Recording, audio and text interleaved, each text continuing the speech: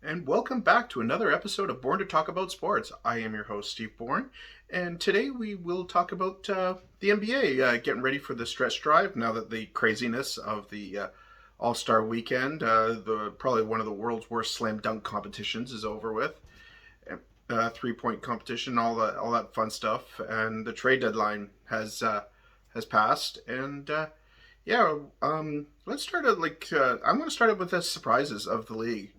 Starting in the East, Chicago has definitely been a surprise. DeMar DeRozan, which Sports Illustrated labeled the worst offseason signing, is despite his previous playoff failures in Toronto, is right up there for an MVP consideration. And him with Zach LaVine, they've got the Bulls turned around. They're one of the top spots in the East, depending on which day you look at the calendar. And right now they are, like I said, one of the best shooting teams in the league, one of the most clutch teams in the league. I mean, DeRozan, I think he's hit like 2 or 3 buzzer beater game winners this year. Plus, with his streak of 35 point plus games, DeRozan's found something that he didn't have in San Antonio because, frankly, he didn't want to be in San Antonio to begin with. And his best days in Toronto, he's playing. This is the best basketball of his career.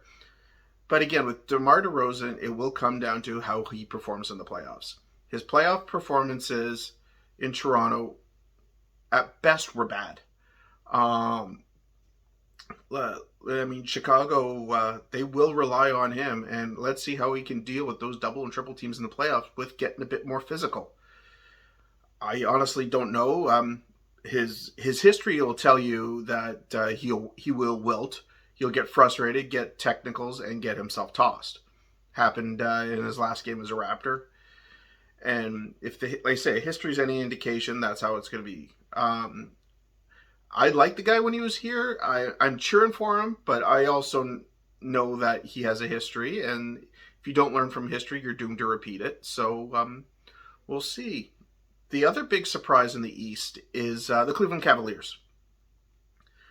Outside of Kevin Love, if you look at their roster, you're going, how the hell are they one of the top 5 spots in the East? Sometimes they can get high as 4. Again, the standings are so close they tend to flip flop. And I say Kevin Love is the veteran anchor on that team, and head coach Bernie Bickerstaff, who is got to be the favorite for coach of the year this year. It's got them playing good team fundamental basketball, take advantages when they come to you, and hit your shots. I think there's no way to else put it. Like I said, Cleveland is playing smart fundamental basketball, and like I say, good for them. This will probably be the first time will be the first time they make the playoffs without LeBron James. Oh God, since the '90s. Uh, that's actually really really sad when you think about it. Um, with the East, probably the biggest disappointment, the Knicks, obviously, and Atlanta as well. Atlanta went to the Eastern Finals last year, and at best are going to make it into the 14 play-in.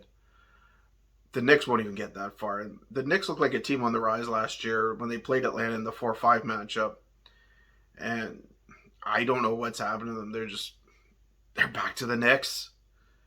Brooklyn's been a disappointment this year too. I know injuries played a part of it, but then also having a point guard who thinks he thinks he's bigger than the team.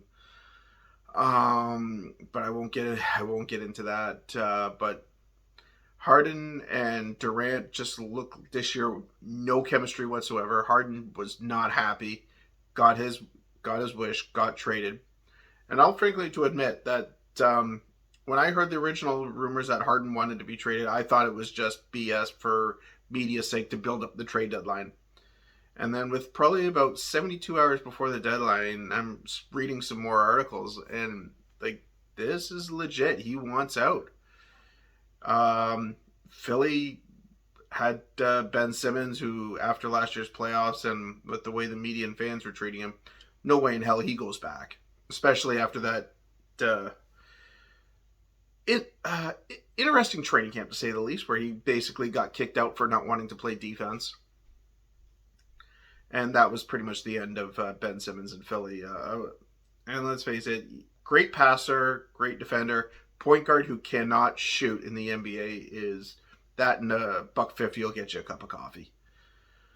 But the Simmons going to Brooklyn. If he ever plays this year, who knows? But Brooklyn this year, when Kevin Durant went down, they just went down like. I don't know what to say. But also in the East, Philly's right where people expected them to be, even without Simmons. Shows you how much Ben Simmons wasn't a key piece of that team. That was all Joel Embiid. Milwaukee's up there where you expected them to be.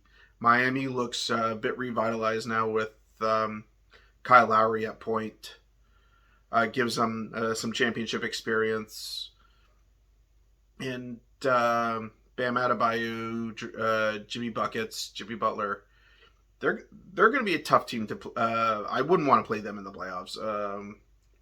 Butler took Miami to the bubble finals, and Butler was pretty much one of the only reasons why they almost beat Toronto in the year the Raptors won the title. So Miami's one of those teams to look out for too. They are where I thought they would be right now. But in the playoffs, I wouldn't be surprised if they go in a long run. Like I said, the Bucks are where at the top. They're not dominating the East this year. I think the league has caught up to them a bit more. Plus, I don't as defending champions, you've got a bigger target on your back. And in the West, the LA teams have been an utter disaster. Kawhi is done for won't play a single second this year with that torn ACL he got in the playoffs. The experiment of Westbrook, Davis, and LeBron with the Lakers was an epic failure. I do think there will be a coaching change, and probably Westbrook has played his way off another team. The Clippers this year, they didn't do anything to compensate for the Kawhi injury, and it shows. Paul George can't run a team by himself, especially in the West. The revitalized Golden State Warriors look absolutely terrifying, especially with Clay back. Andrew Wiggins is like someone finally lit a fire under his ass, and now he got voted in as an All-Star for the first time. I mean, one of his biggest criticisms was that he was too passive. He didn't have that ruthless aggression. Well, it looks like he's found it now in Golden State. Stephen Curry,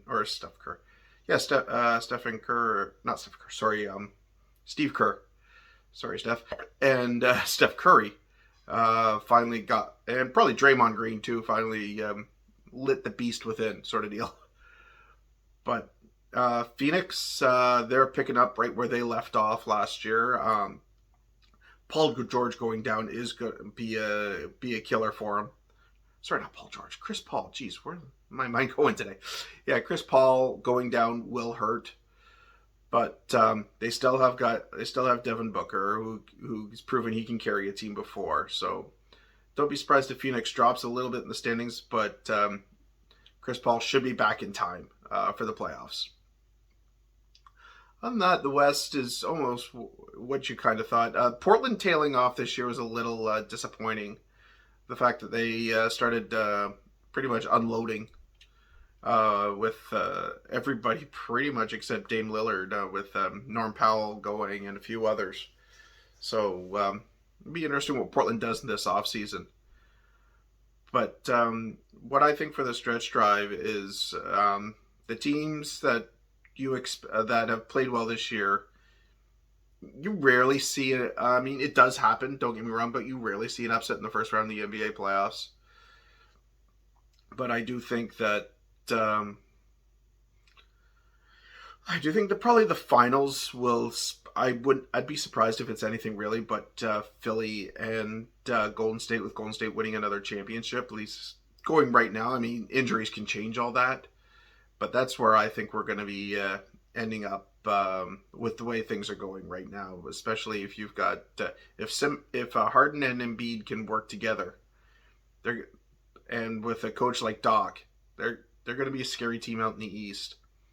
I could see Miami going on a run to the Eastern Finals, Milwaukee even. If DeRozan wakes up in the playoffs, Bulls could be scary, but I think those are your top four teams. Brooklyn's just too far out of it right now. They're battling with Toronto and Charlotte for that sixth spot to stay out of the play-in. But yeah, so that's where I think things are going right now. The NBA this year, though, like you said, there has been some surprises. There has some disappointments. I don't think anyone thought, like I said, I don't think anyone thought Cleveland would be where they are now. And I don't think anyone thought the Lakers adding Russell Westbrook, stats-wise, one of the best point guards in the last 10, 15 years. They probably might even not even make it to the play-in. So we'll see what goes from there. Sorry this video is a little late. It's been a bit of a hectic week at Shea Bourne Fitzgibbon. So like this video, subscribe to the network, use the hashtag wrong shoulder over here, Bourne Sports, and share with your friends. And until next time, y'all stay safe out there.